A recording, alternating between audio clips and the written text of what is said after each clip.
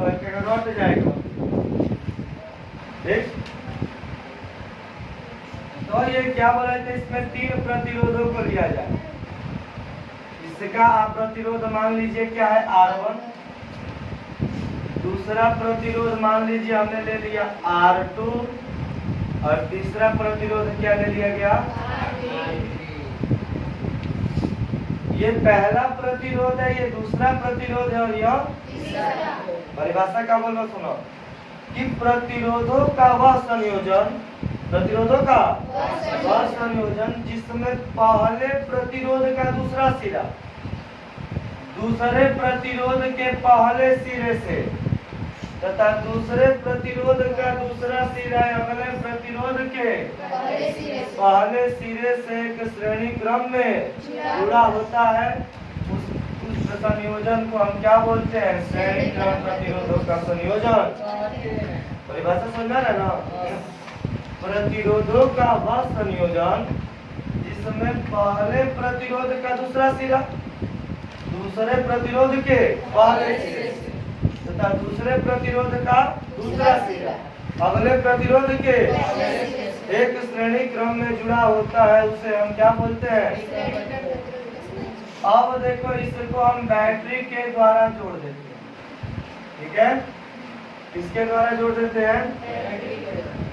अच्छा ये बताओ, जब धारा यहाँ से धारा का प्रवाह प्लस से माइनस कि माइनस से प्लस, तो बताएगा ना, धारा का प्रवाह हमेशा प्लस से माइनस की ओर होता है।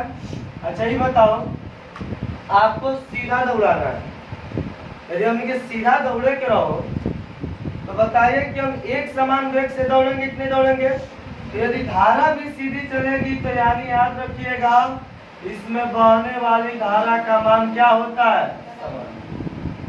इसमें बहने वाली धारा का मान क्या होता है। और मान लीजिए कि इसके सिरों के बीच का विभवांतर क्या है, V1, इसके सिरों के बीच का विभवांतर और इसके सिरों के बीच का विभवांतर, इस पूरे परिपथ में बहने वाला धारा I है, पूरे परिपथ के विभवांतर क्या है, V है, और पूरा परिपथ का जो प्रतिरोध है कैपिटल। दोबारा से देख लो, प्रतिरोधों का वह संयोजन जिसमें दूसरे प्रतिरोध का जिसमें पहले प्रतिरोध का पहला सिरा दूसरे प्रतिरोध के पहले सिरे से तथा दूसरे प्रतिरोध का दूसरा सिरा अगले प्रतिरोध के पहले सिरे से एक श्रेणी क्रम में जुड़ा होता है, उसे श्रेणी क्रम प्रतिरोध का संयोजन। श्रेणी क्रम प्रतिरोध के संयोजन में याद रखिए कि बहने वाली धारा का मान क्या होता है, समान होता है।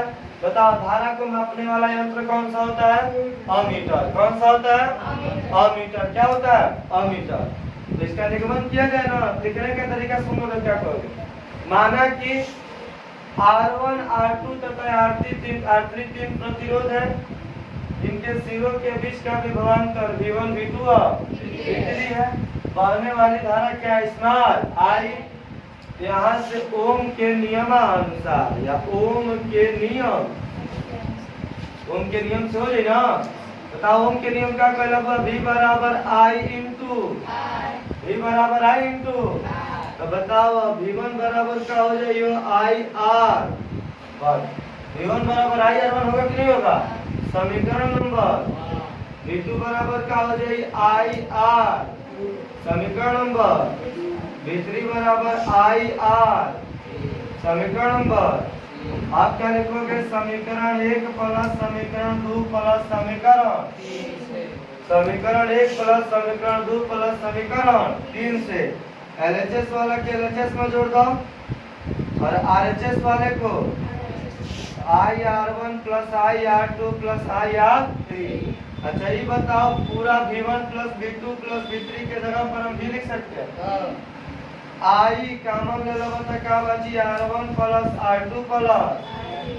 अच्छा ये बताओ, V के जगह पर क्या लिख सकते हो, I इंटू V के जगह पर I इंटू बराबर I ब्रैकेट में R1 प्लस R2 प्लस। बताओ I से I, R बराबर क्या मिला, R1 प्लस R2 प्लस। यही आपका श्रेणी क्रम प्रतिरोध का सूत्र है। और इससे अधिकतम प्रतिरोध निकलता है। किसका निकलता है? अधिकतम प्रतिरोध की बात की जाए तो अधिकतम प्रतिरोध किससे निकलता है? श्रेणी क्रम से। अधिकतम प्रतिरोध का मान किससे निकलता है? श्रेणी क्रम से। समझ में आ रहा है ना?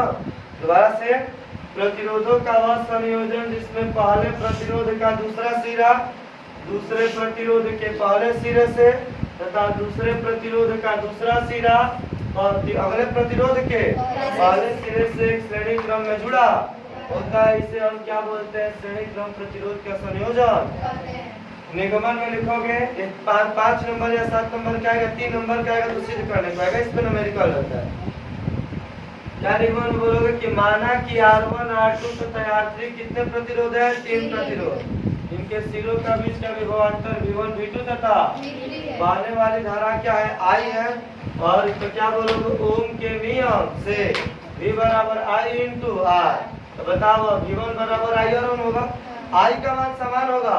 अब अभी बताया क्या है कि जब दौड़ाया जाएगा सीधे रास्ते में, यदि घूम घाम के दौड़ना होगा तो थोड़ा हमारा स्पीड बदल सकता है, लेकिन सीधा वेग चलाना होगा, सीधा रास्ता चलना होगा तो क्या हमारा वेग जब तक नहीं जाएंगे तब तक धीमा होगा। तो यहाँ से क्या होगा? V1 बराबर I R1, V2 बराबर I R2, V3 बराबर I R3। समीकरण 1 2 3 के जोड़ दो, LHS के LHS में RHS के, तो V1 plus V2 plus V3 बराबर I break R1 plus I R2 plus I R3।